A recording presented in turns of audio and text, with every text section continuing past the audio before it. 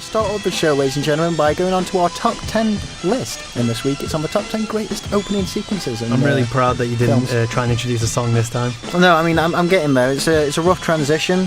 It's hurting, like I get withdrawal symptoms from it not being music, but, you know, we're getting there. And, top 10 greatest opening sequences in movies. Does anyone call it a movie anymore? Movies, films, doesn't matter, Jordan. No, I mean, motion pictures another one. Number 10! Who calls it a movie? Number 10. Number 10. We have Lion King. Thing is, Jordan knows I now edit the shows, so that means I have to, everything. So I'm going to shout as much as possible through this episode. So, Jordan, you really wanted Lion King. You put Lion King on here. Why is Lion King on here? Because it's a beautiful moment in animation. I'd say it's probably the best animated opening sequence ever. You start up with a sunrise. But that's not this list, Jordan. What do you mean? No, it's just opening sequences in general, which is why it's number 10. Okay. But, you got the sunrise opening up, all the shots of the... I don't want to say shots because it's drawn. But there is shots. Okay, the shots of the animals and what have you. It's so well animated for a film that was made in 1994, was it? Are you looking at me? Because I thought you'd know. Like, what would I know? This is a film discussion show. You should know. And we don't know anything about films. That's the appeal. That's the tagline of the show. But it's beautiful, like how it was animated and stuff. It's quite extraordinary for a... It's a thing of its time, really. In the same way that 2001: A Space Odyssey was like years ahead of itself when it came out in I don't know why you're laughing about 1969. This was years ahead of itself. The animation was beautiful and it was flawless throughout the animated sequence. And of course, the soundtrack, which is definitely agree with this, exceptional throughout the entire film, is present here. Number 9. Zombieland. John, why do we pick Zombieland? Zombieland has an amazing opening sequence. The opening sequence is probably my favourite. Well, it's a little bit after the opening sequence because you get. No, I like the whole thing. Because you get Michael Cera, Michael Cera. It's what's his name? It's Jesse Eisenberg. Yeah, you get Paul Michael Cera explaining his rules that he's learned for surviving in Zombieland, a zombie-infested world, and then afterwards. After seeing this montage of rules, you're hit with Metallica and the most amazing slow-motion footage of zombies running after people, chasing after them, eating people alive, and then a crescendo when you see the zombie corpse hit onto a windscreen, slowly splatter with blood, and then slowly crackle the windscreen. And the gong as well. Yeah. It's amazing. I love it. It just got me so ready for the film.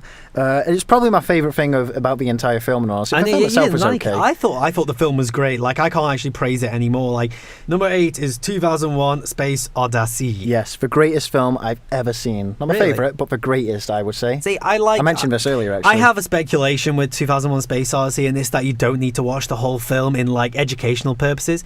The opening scene details the whole, not plot, but the whole meaning and point of the film, in my opinion, so well that it makes the rest of the film a little bit redundant. You see these cavemen, just being and hunting and feasting, and then they see this obelisk, this huge, what would you say, like it's a monolith, stone? Really, isn't it? Yeah, it's this stone like monolithic shape, thing, and it almost kind of like the tree in Adam and Eve, for any people who believe in bullshit. I can't just said that. For anyone who's wrong out there. Yeah. It almost kind of like brings them intelligence, and they learn to hunt with weapons, and then they also learn to use those weapons against each other. And the whole point of it is technology and advancement will bring the end of the human race. It's evolution, isn't it? And that's what the rest, like, you watch the first 15 minutes solid of it, it's quite almost silent at some point. It is amazing. It's a great example of evolution, that is. But even before that, like, the film opens up with nothing but complete darkness, and the song they use, which we can't actually air on the show because we're now a podcast, but also Spach Zarahushi or something like that. What are you saying to me? You say this. Okay, you say these things to me as if I can read like music. Well, you can, and it's a music discussion show. And next week, then we get that shot of half the Earth and the title sequence with the title coming up, and it's amazing. It's another example of just getting you ready for the film. And even the bit after you kind of see their conversion, the camera slowly pans up and it pans all the way up to space, and you get this like, shot of space and then the space station. It's actually really beautifully aesthetic film. I think it's just it's just a little bit too deadpan and long for my taste. It's very long, yeah. I love old films. I love films that try something different. It's not a film for me, unfortunately. Well, that's just it. Like, it's not my favourite film, but it is definitely the best film. Should we move on to number 7? Number 7, John, you want to talk about this because I've actually never seen Layer Cake. Really? No. I've seen a film that you haven't seen. We've been through this at least once. We have never been through this. This has never happened. It's normally the reverse. Watch a film, for God's sake. Well, anyway. This is going to turn into another 45-minute episode of Top 10. Yes, we'll try not to. Layer Cake, the film made by Guy Ritchie, I believe, or was it? Yeah, I think. Why are you asking me? I've never seen it. Matthew Vaughn made Layer Cake. It's the film with Daniel Craig, heavily involved British film about drugs, as far as I can remember too. And the opening sequence is just this very, very. We played the song a few weeks ago. It's FC Kahuna. With you remember that? We closed the show. That wasn't a few weeks ago. I'm pretty sure that was like 2 months ago. 2 months ago. It's still a few weeks.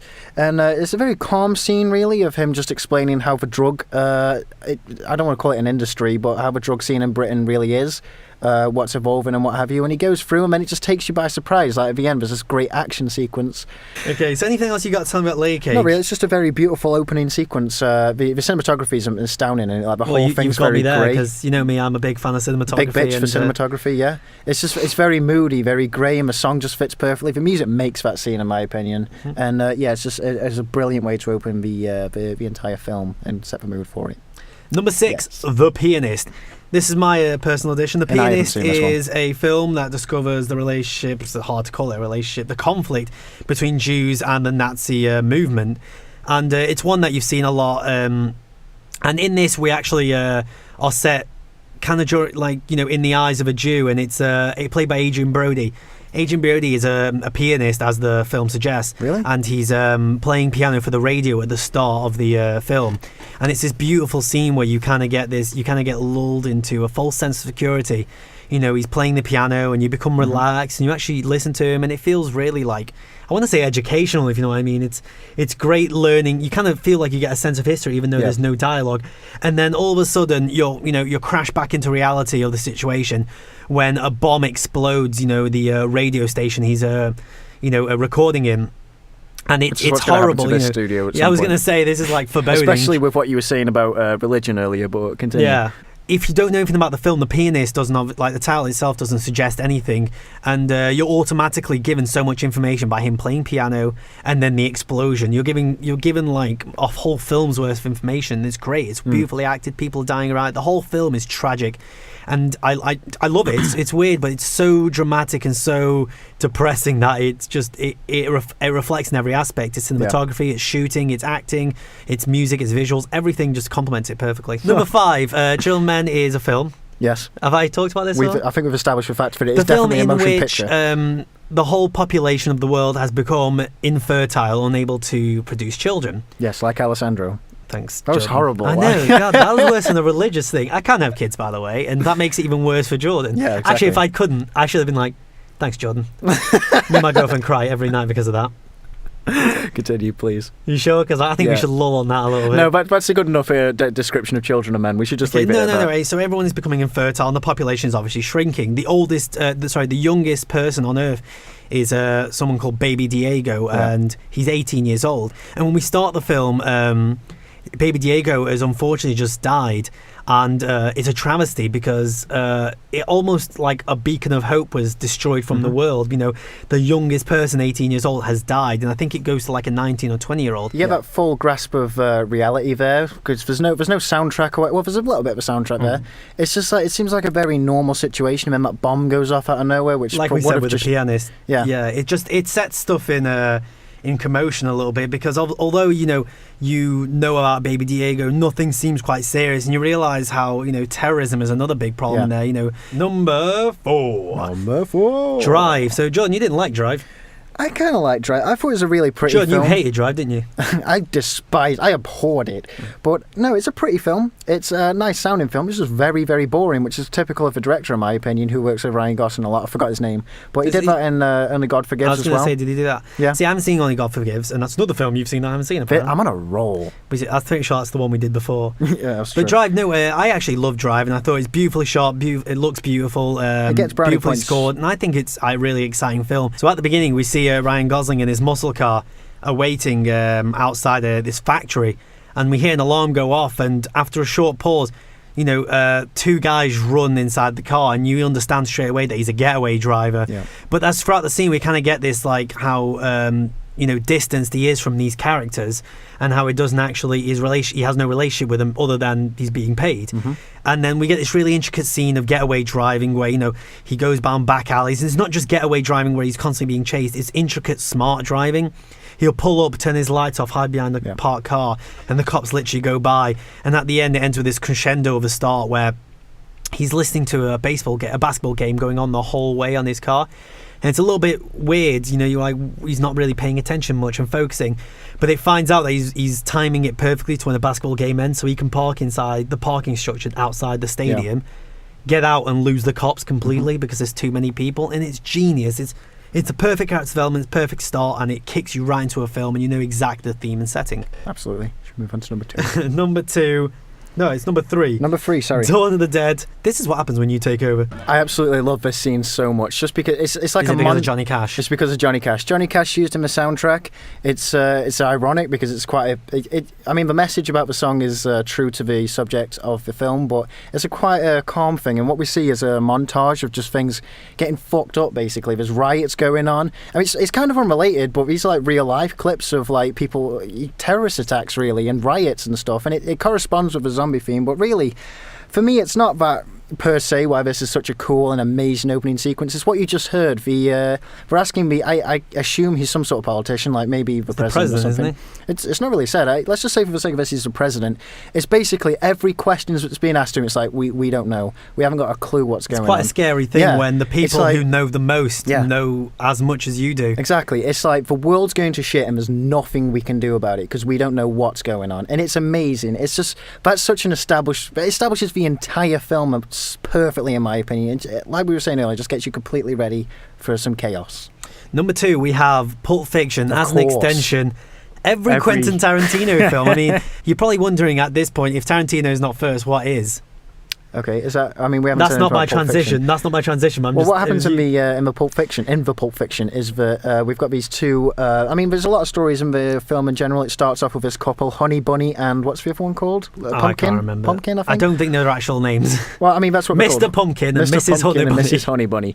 But yeah, they're having quite a like Reservoir Dogs. Really, it's kind of like a sophisticated conversation when it quickly changes into let's rob this restaurant. It all leads up to it almost. It's brilliant. Like it just takes you completely off guard, doesn't it? Because you feel like. They're just having a normal chat and then it just quickly turns into that, and it's brilliant. I love it. It's one of my favourite opening scenes of all time. But I tell you what is our favourite opening scene of all time, and it is Up.